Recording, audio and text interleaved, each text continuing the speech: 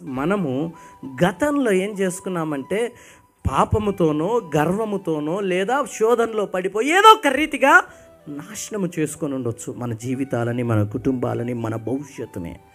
దేవుడు అంటున్నాడు అయిపోయింది అని నీ ప్రజలు, నీతో ఉన్నవారు చెప్తున్నారు. యాయేరుతో ఏం చెప్పింటున్నారు? తన తోటి దాసుడు వచ్చి చెప్పాలంటే అయిపోయిందమ్మా, ఇంకంతా అయిపోయింది, ఆయన్ని విసిగిద్దొద్దు, తొందర పెట్టొద్దు, చేయొద్దు, ఆ పని చేయొద్దు. ఎందుకు?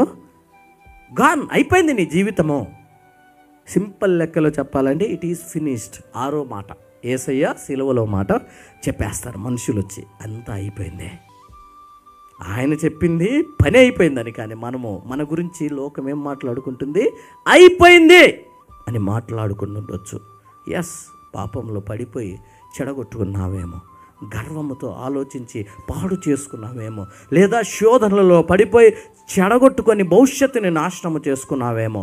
మనుషులు ఇచ్చే సజెషన్ అయిపోయింది అంటే దేవుడు అంటాడు ఇదే జీవితాన్ని తిరిగి కర్త. నీ కుటుంబము కనుక దేవుని చేతికి అప్పగిస్తే అదే అయిపోయింది అన్న కాడ నుంచి నీ జీవితాన్ని తీసుకుని వెళ్ళి సాగించగలడా.